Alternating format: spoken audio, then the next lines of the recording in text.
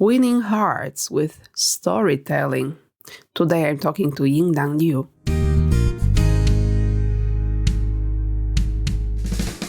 Hi, I'm Monica Chutnik, and I help leaders learn how to lead their international and virtual teams. Together with my team at ETTA Go Global, we make the change happen by means of training, coaching, facilitation, masterminds, action learning, and any other ways. This podcast, A Step Ahead, has been created for all who want to grow in such an international, remote environment, who want to grow as leaders, HR, change agents, and simply as humans. I'm inviting you here for discoveries and insights. All recordings and materials are available at www.astepahead.pro.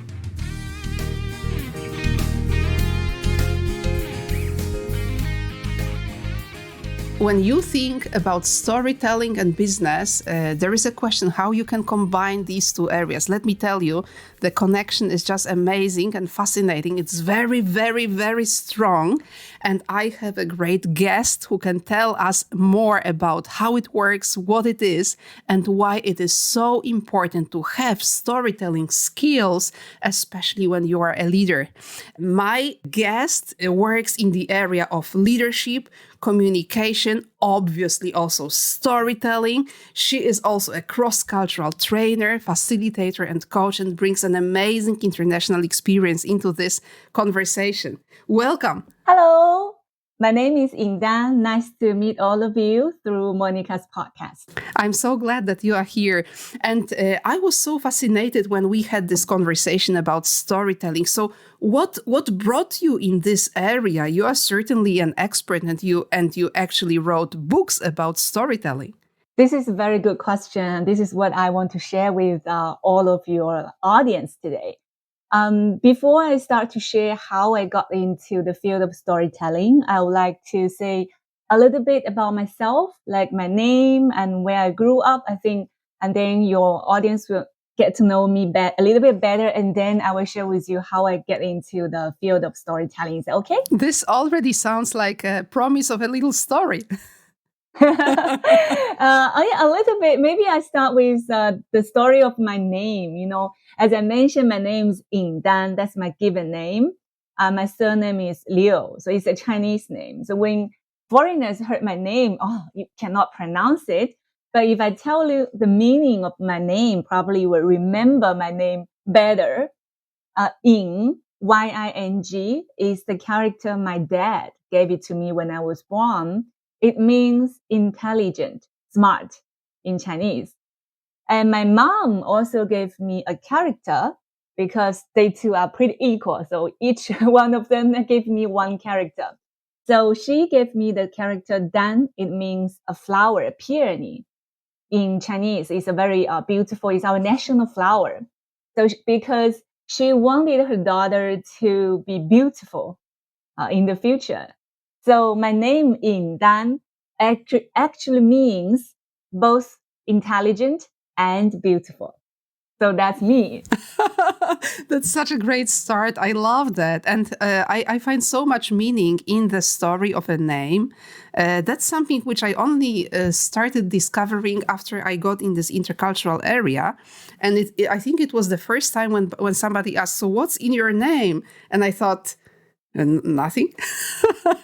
But that's not true. After working in this intercultural area for so many years, I learned many things about my name and a story of my name. But today, I don't want to take the stage. I really want to give the stage to you. So please tell us about yourself. What brought you into this area?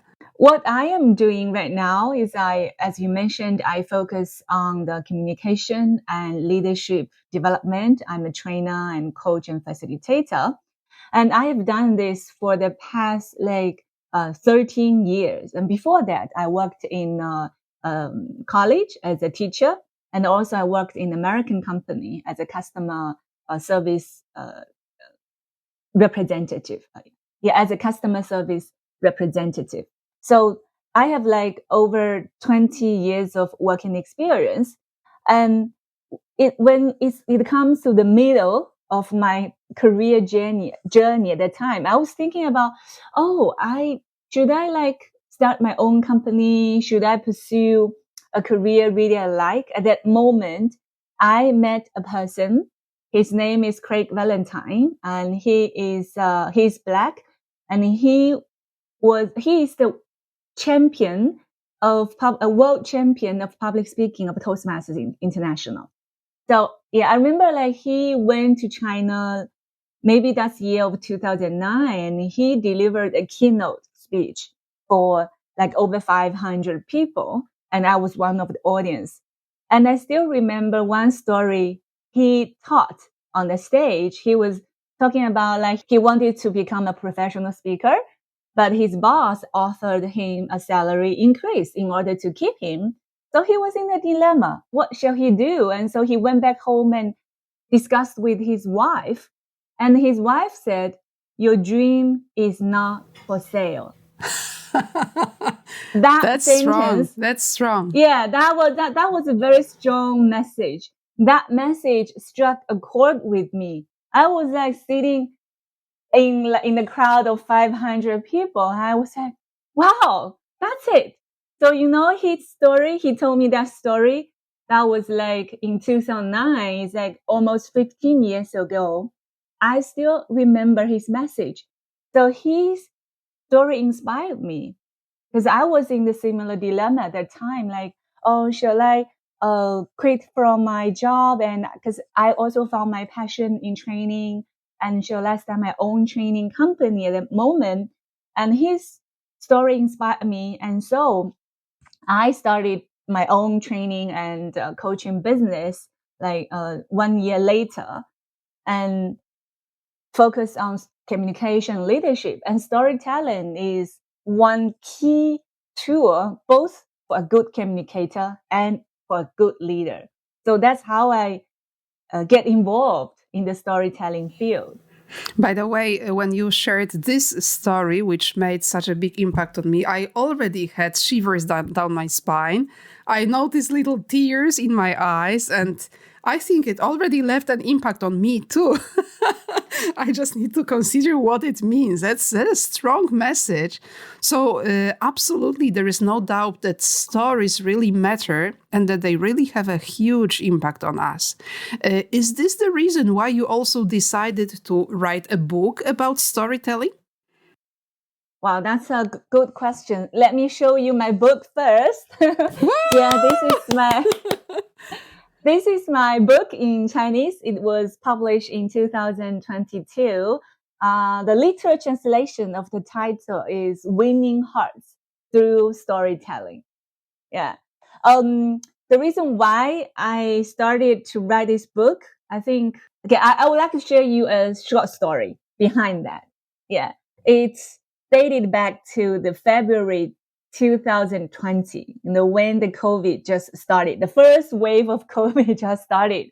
And at the time, we were all locked down, just in our home. And I remember like one night, my daughter already went to sleep. I was sitting in the living room and with the dim lights, and I was watching the news from TV and with very low volume because I don't want to wake up my daughter.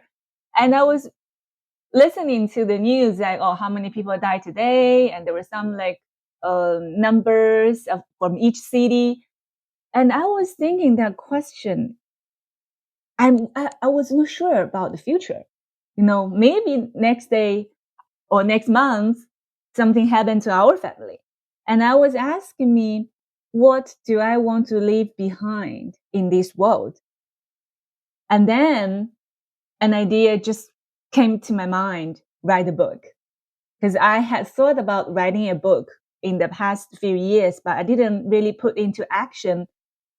Lots of excuses, so busy at work, lots of training I had to do. So I didn't start to take action.